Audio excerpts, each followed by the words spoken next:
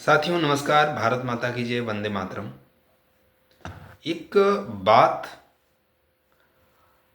सामाजिक पहलू से आपके समक्ष रखता हूँ।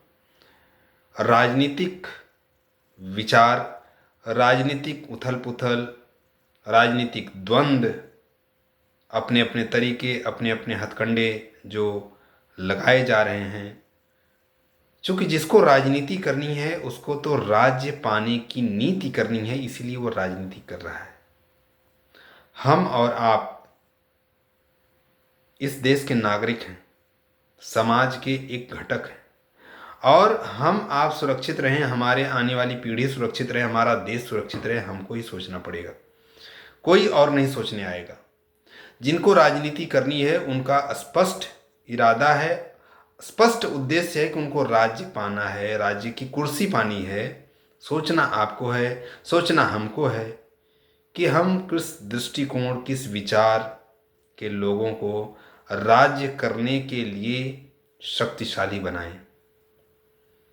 यह त्रिगुणात्मक प्रकृति तीनों गुणों से भरी हुई हो, परंतु समाज संगठित रहे और समाज में सुचारू रूप से, सक्रिय रूप से अच्छे काम हो, इसके लिए हम सबको प्रयास करना ही चाहिए।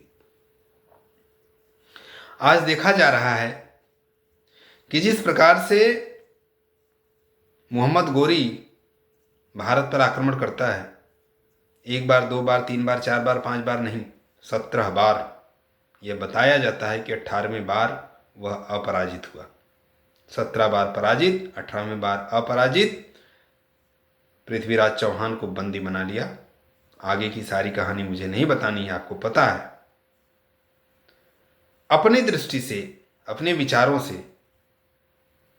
कभी कभी इस प्रकार के कल्पनात्मक कह सकते हैं आप, लेकिन ऐसा लगता है कि मोहम्मद गोरी का दूसरा रूप ध्यान से अगर देखना, पढ़ना, सुनना, समझना हो तो राहुल गांधी आज की राजनीति में कोई साधारण चेहरा नहीं है, बल्कि भारत विरोधी इकोसिस्टम का सबसे बड़ा मोहरा है वो।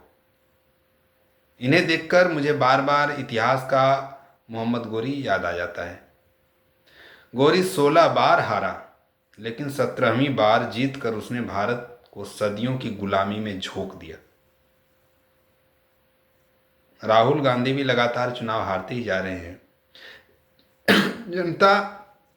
जनता बार बार नकारती है, लेकिन इनके पीछे चर्च, वामपंथी विचार के गिरोह, इस्लामी वोट बैंक और विदेशी ताकतों का ऐसा जाल है कि अगर ये एक बार भी सफल हो गए तो भारत को उसी अंधकार में धकेल देंगे जिसमें मोहम्मद गोरी पृथ्वीराज पर एक बार विजय प्राप्त करी और हमने 1900 से 1000 सालों तक का हमने अंधकार देखा, गुलामी का।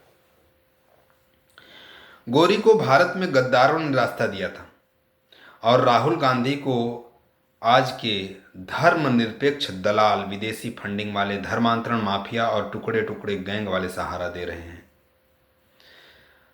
स्वरूप बदलता है, दिशा और दशा वही होती है। तब के जो गद्दार थे आज इस रूप में आपको मिल सकते हैं, आप अगर विचार करें तो।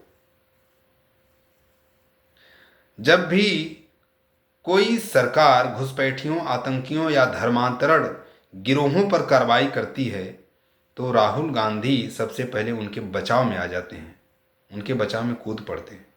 यह संयोग नहीं है, यह उनका एक एजेंडा है, यही उनका मुद्दा है। राम मंदिर निर्माण से लेकर 370 हटाने तक कांग्रेस और राहुल गांधी ने हमेशा हिंदुओं की आस्था और भारत की एकता का विरोध किया। हिंदू आतंकवाद का झूठा नैरेटिव गढ़कर पूरी दुनिया में हिंदुओं को बदनाम करने की गंदी साजिश इन्हीं की देन है। पाकिस्तान और चीन की भाषा बोलना, मणिपुर की आग में घी डालना और अलगाववादियों को हवा देना, यही इनकी राजनीति है। समझना, विचार करना आपके ऊपर निर्भर करता है। आप कुछ भी सोच सकते हैं, कुछ भी समझ सकते हैं जो आपको ठीक लगे। जो हमें ठीक लग रहा था, जो हमारे चिंतन में है, हम बता रहे हैं। राहुल गांधी खुले तौर पर खुद को कैथलिक भी बताते हैं। वेटिकन में जाकर आशीर्वाद भी लेते हैं, लेकिन भारत की परंपराओं और सनातन धर्म पर सवाल उठाना कभी नहीं भूलते। हिंदू आस्था का सम्मान करना इनके डीएनए में है ही नहीं। यही कारण है कि चर्च और इस्लामी वोट बैंक की इनकी असली ताकत सारी दुनिया को, सारे समाज को, सारे भारतीयों को समझ में आती है। नेहरू से लेकर सोनिया तक कांग्रेस की विरासत रही है भारत को कमजोर और विदेशी शक्तियों पर निर्भर बनाए रखना।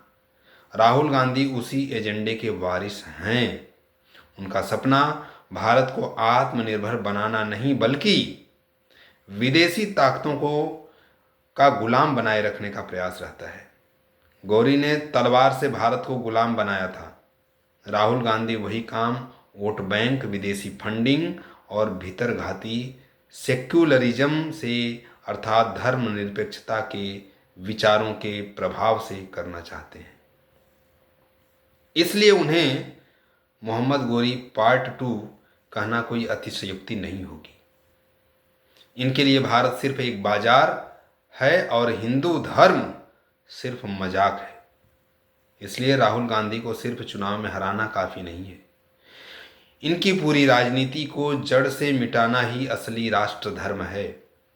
क्योंकि अगर एक बार भी भारतीय समाज यह गलती कर बैठेगा तो ये लोग भारत माता को उसी गुलामी में झोंक देंगे, जिससे कि हमारे पूर्वज सदियों तक जलते रहे, कितने बलिदान देने के बाद उबर पाए। राहुल गांधी सिर्फ एक हारता हुआ नेता नहीं, बल्कि भारत विरोधी ताकतों का विषधर औजार भी है। इन्हें पहचानना और इनकी राजनीति को खत्म करना ही हर देशभक्त का कर्तव्य है। धन्यवाद।